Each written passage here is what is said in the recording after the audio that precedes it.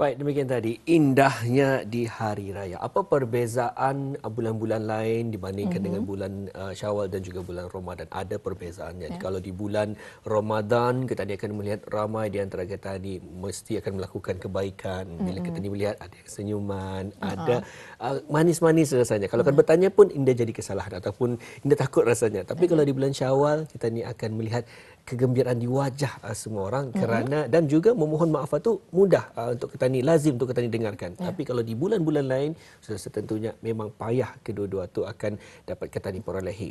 Jadi sebenarnya kesemuaan ni datangnya dari mana? Datangnya daripada pendidikan keluarga itu sendiri.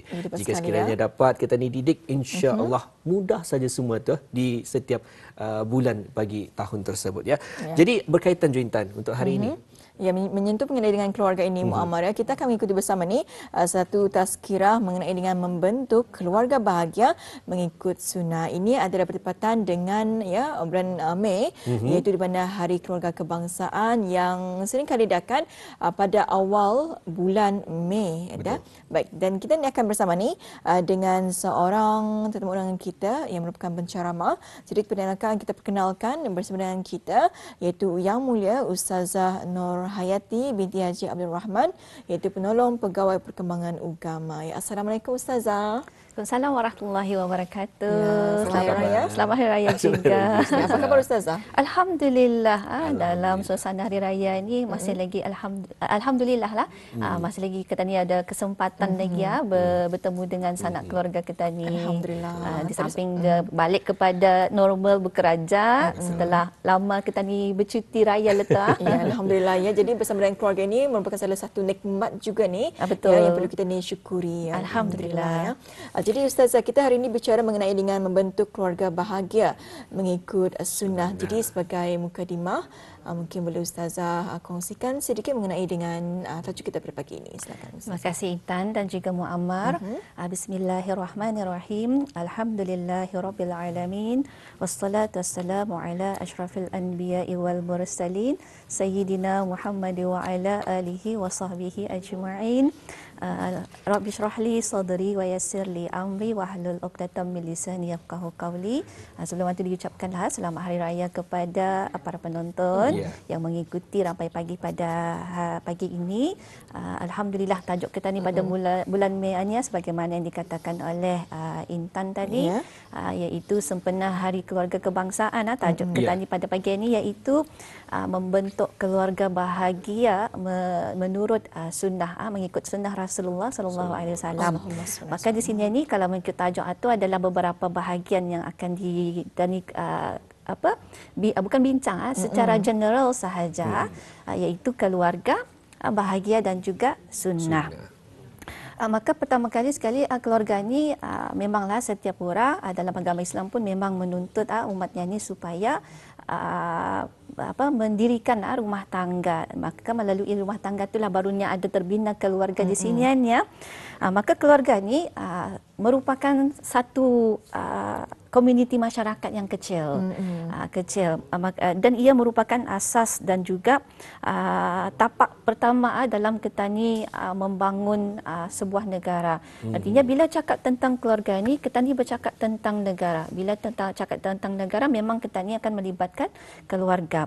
Dan keluarga ni bolehlah kita ni panggil keluarga kecil, keluarga besar. Artinya bila apa maksudnya keluarga kecil, keluarga besarannya? Artinya macam mungkin kalau keluarga kecil ni anak-anaknya ramai, ataupun keluarga besar memang anak-anaknya ramai. Atau ni boleh melihat berkembangnya zuriat dan keturunan ni ya.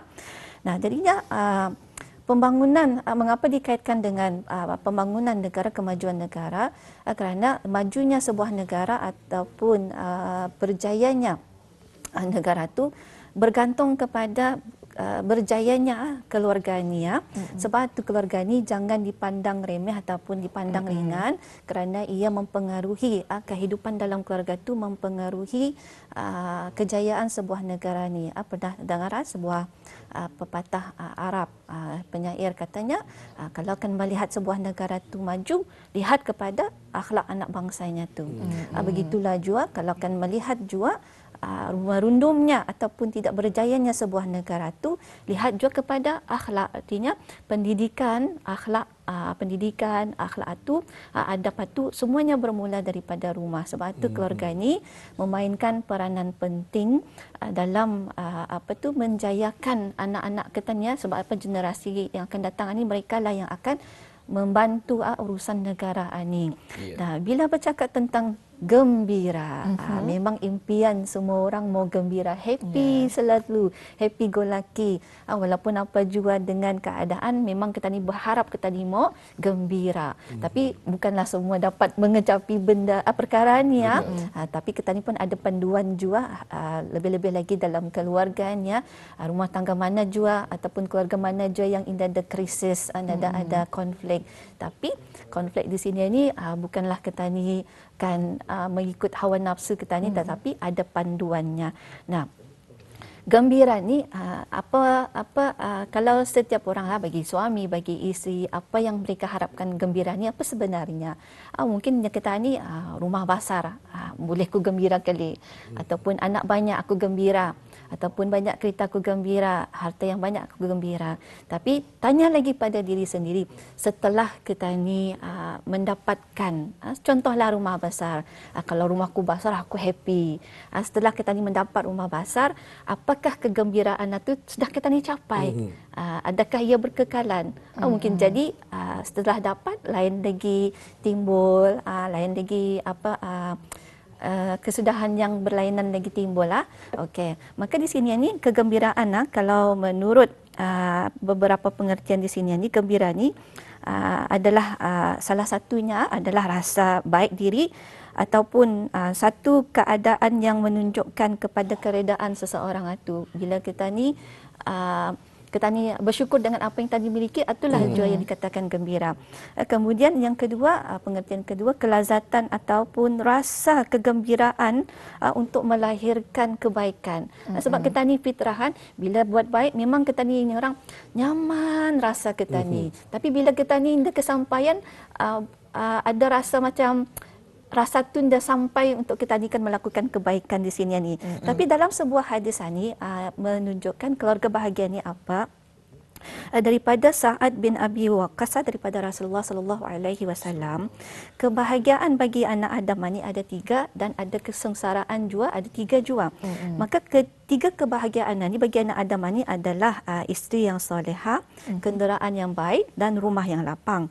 Manakala kesengsaraan bagi anak Adam ni ada 3 jua, iaitu tempat yang tidak baik, isteri yang tidak baik dan kenderaan yang tidak baik. Maka jelas di sana tu kebahagiaan, keluarga bahagia ini dilihat pada 3 perkara ini. Sebab apa? Sebaik-baik perhiasan adalah wanita yang solehah. Maka wanita yang solehah yang laki-laki impikan ini, ia akan dapat membantu rumah tangganya tu mencapai kepada keluarga yang bahagia. Nah, manakala sunnah, memang kita tahu sunnah iaitu mengikut sunnah Rasulullah sallallahu alaihi wasallam. Apa saja yang lahir daripada Rasulullah, perbuatan, ucapan ataupun pengakuannya, memanglah itu yang kita dikatakan sunnah. Bagi siapa yang mengikuti, ia akan dapat pahala. Tapi bagi siapa yang tidak mengikuti, ia dah pulang dah pulang rugi, bukan rugi, dah pulang dapat dosa, tetapi rugilah kerana sunnah Rasulullah sallallahu alaihi wasallam ni sebenarnya ada kebaikan yang mungkin kita ni indah sedari. Sebab itu membentuk keluarga ni perlukan kepada acuan kita ni adalah Al-Quran dan juga sunnah Rasulullah sallallahu alaihi wasallam. Baik, alhamdulillah. Pernah saya mendengarkan, pernah membaca, dan sekarang ini kalau dilihat di Instagram ramai juga yang mempost ni Ustazah. Katanya jangan meminta untuk kayanya, perbaikinya, luruskannya doa habis kita tu. Jangan meminta untuk kayanya. Kenapa? Tapi minta untuk cukup. Kerana ini semestinya orang yang kaya tu akan merasa cukup. Jadi itu mungkin sedikit paling mudah lah ya daripada perkongsian daripada Ustazah tadi. Jadi mungkin dari sana juga Ustazah, asas pembentukan dari segi agama Islam bagaimana? Okay, terima kasih Muammar. Okay, bila bercakap tentang asas, kita ni kalau membuat kuih ataupun roti, kita ni memerlukan kepada asasnya, iaitu paling utama tepung kan, tepung dan telur. Begitulah juga dalam kehidupan berkeluarga ni perlu kepada asasnya juga. Sebab apa? Mendirikan rumah tangga ni ataupun berkeluarga ni ia merupakan ibadah. Sebab apa? Kehidupan kita ni adalah ibadah, bukan sahaja pekerjaan ibadah, bukan sahaja bermuamalah itu ibadah, tetapi mendirikan rumah tangga itu adalah ibadah.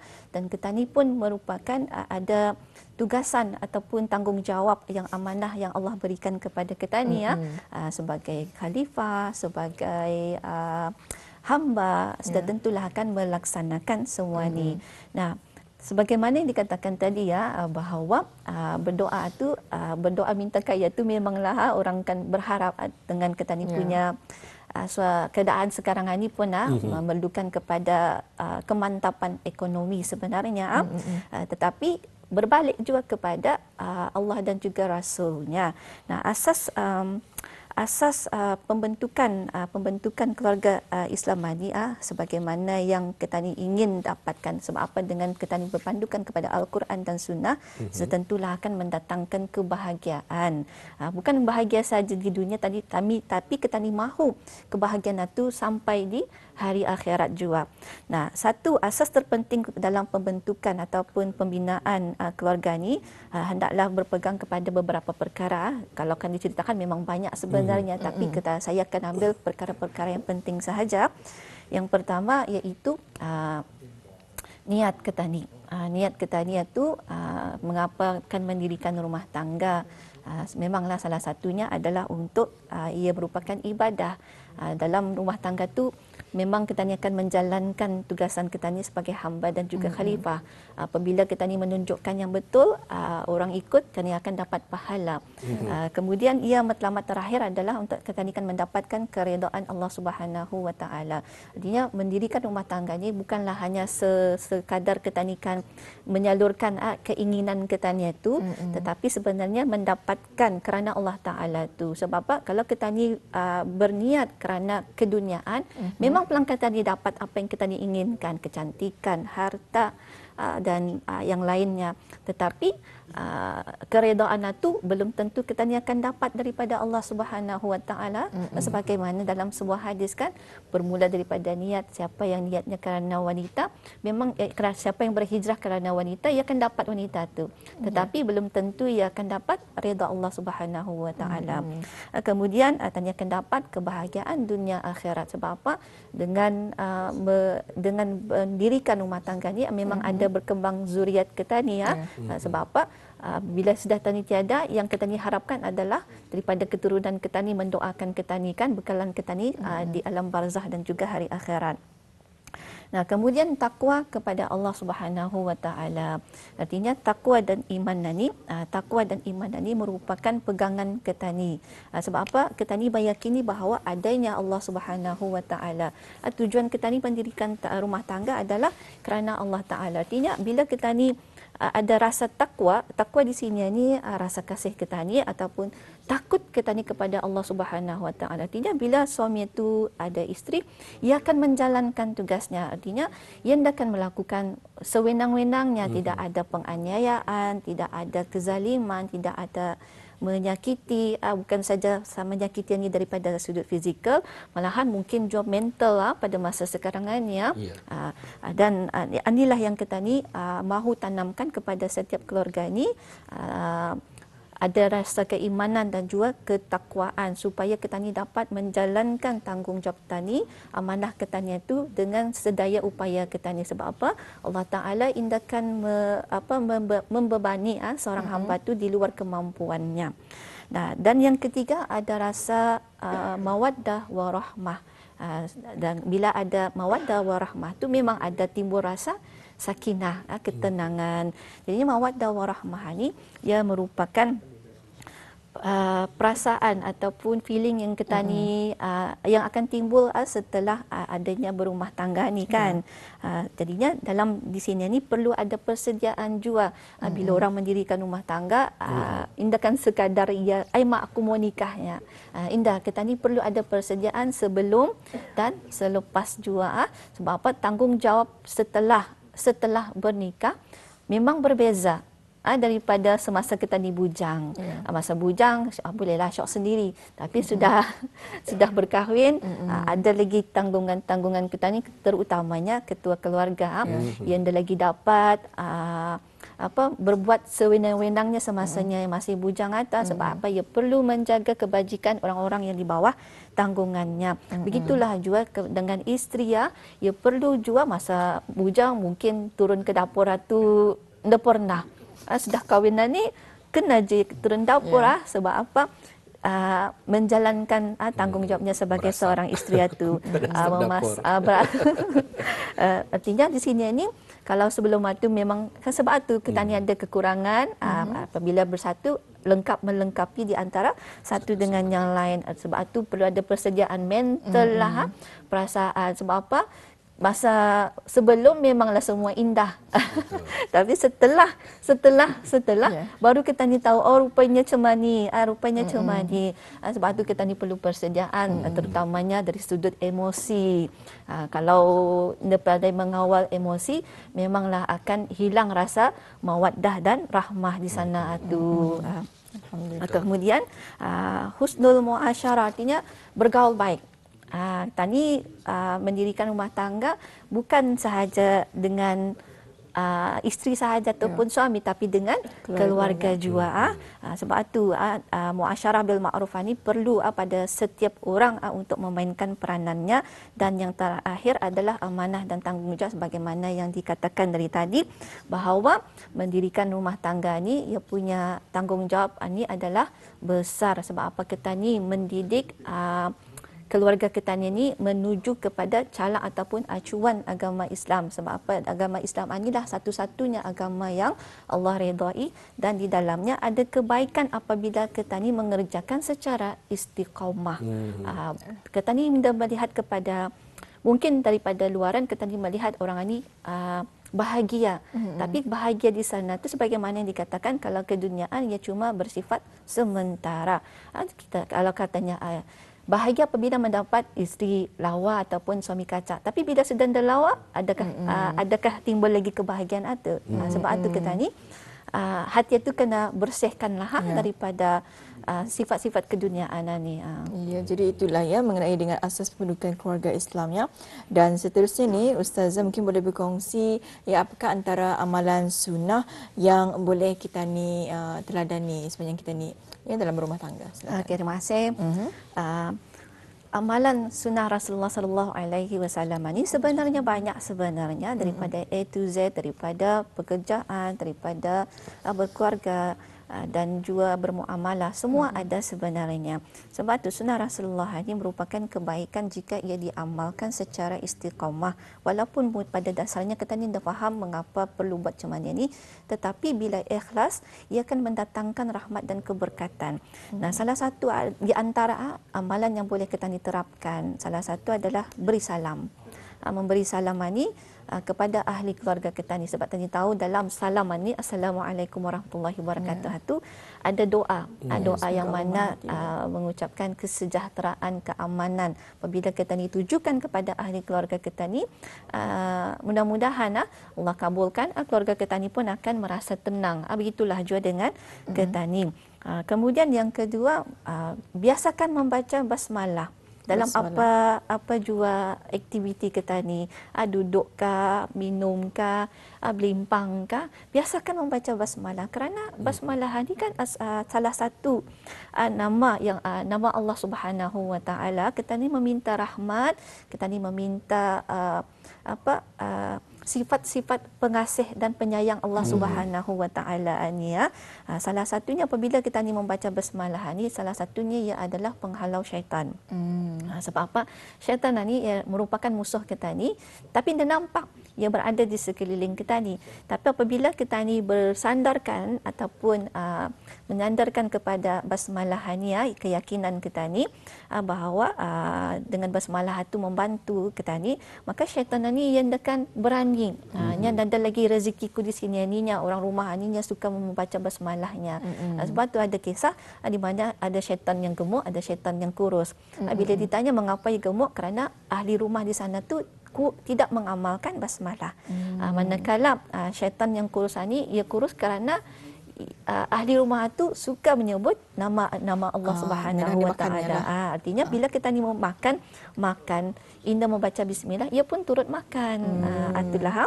Kemudian baca Al-Quran. Tani tahu Al-Quran merupakan kitab suci Allah yang diturunkan kepada Nabi Muhammad sallallahu alaihi wasallam.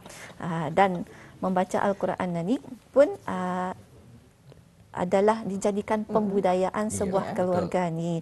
Sebab apa? Bila kita ni membaca sama-sama, kita ni tahu apa yang diharapkan oleh Allah kepada hamba-hambanya ni. Jangan kerana malu anda tetani mau membaca. Sebab apa? Kalau membaca suami isteri ni dengan anak-anak, tani tahu di mana kelemahan anak-anak kita ni. Lagipun dapat Al-Quran, kita ni akan marah. Anda jangan marah apabila salah baca, tapi lagipun salah satunya adalah pendidikan sifat sabar. Di sana kita ni boleh memupuk sifat sabar ni, membaca Al-Quran beramai-ramai, kemudian mendengarkan. Sebab apa? Bukan semua ahli keluarga kita ni lancar ataupun mahir membaca Al-Quran. Tapi apabila duduk bersama-sama, ia memupuk sifat sabar kita ni tu. Walaupun salah, kita ni akan menengkingkan. Sebab kita ni mahu mendapatkan rahmat daripada pembudayaan membaca Al-Quran. Kemudian banyakkan sembahyang sunat. Sebab apa? Rasulullah pun sallallahu alaihi wasallam pun semasa dalam hidup berkeluarga, baginda merupakan orang yang suka mendirikan sembahyang malam. Bahkan bukan baginda sendiri sahaja, bahkan dibangunkannya isterinya Sayyidatina Aisyah ni untuk turut sama-sama mendirikan solat nanti. Sebab itu solat di rumah ni adalah perkara yang sangat penting sebenarnya dalam pembinaan ataupun peneguhan akidah dan iman kita ni. Sebab apa? Dengan adanya macam-macam an-nasir daripada luar ni, bahkan dalam rumah pun boleh menggugat ketenteraman, kebahagiaan yang ada dalam sebuah keluarga.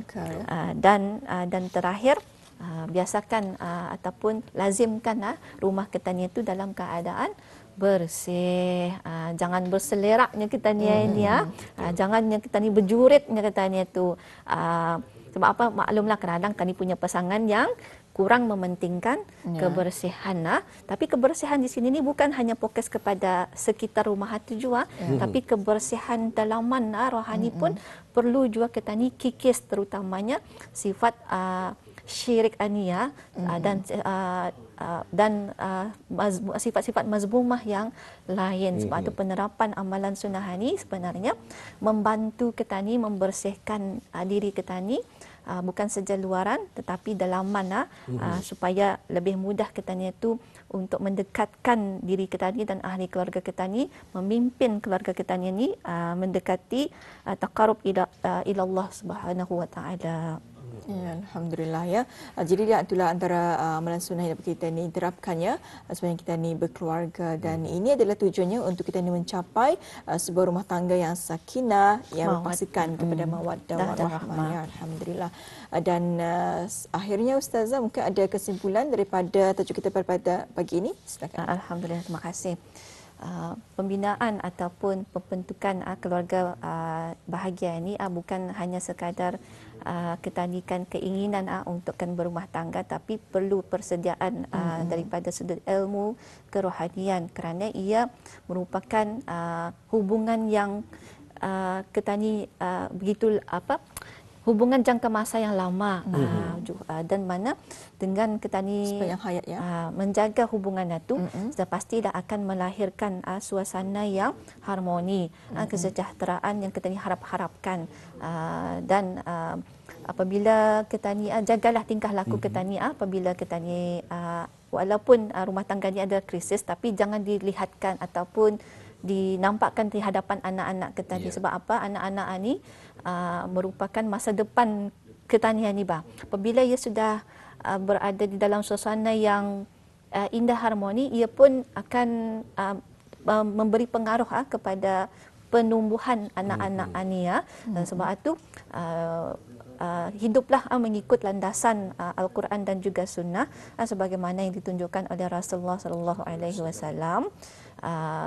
Mana-mana yang ketani rasanya pada sebelum ni ketani menjadi orang yang derhaka, baliklah kepada apa jua masalah, baliklah kepada Allah Subhanahu Wa Taala. Mudah-mudahan dengan keikhlasan ketani menjadikan keluarga ketani itu sakinah mawaddah warahmah. Mudah-mudahan Allah akan melimpahkan kurniaan kasih sayangnya diturunkan kepada kita ni dan keluarga kita ni, dan menjadilah satu sebuah keluarga yang harmoni, sejahtera dan aman, walaupun banyak cabaran ataupun dugaan, tapi apabila kita ni berpegang kepada Allah dan Rasul, insya-Allah mudah-mudahan sahaja apa yang kita ni hajati keluarga bahagia ni akan dapat dicapai dengan izin Allah Subhanahu Wa Taala. Alhamdulillah. Baik, alhamdulillah telah pun dikongsikan tazkirah kita pada hari ini membentuk keluarga bahagia mengikut sunnah. Semoga ianya akan dapat lagi memperbaiki hubungan kita ni, memperbaiki diri kita ni dalam kekeluargaan ini ya. Dan kekeluargaan ini bukan hanya setakat dalam keluarga sendiri, dalam rumah sendiri, tapi juga dalam pekerjaan dan sebagainya. Ya, baik, dengan itu kita ucapkan terima kasih kepada Ustazah Nurhayati binti Haji Abdul Rahman, penolong pegawai perkembangan agama, di atas berkesudian untuk mengongsikan segmen tazkirah tersebut. Ustazah, terima kasih Ustazah. Sama-sama, alhamdulillah. Semoga bermanfaat pada kita ni dan siapa yang mengikuti Rampai Pagi pada pagi ini. InsyaAllah ya, kita harapkan bersama. Terima kasih Ustazah. Assalamualaikum. Sama-sama. Waalaikumsalam warahmatullahi wabarakatuh.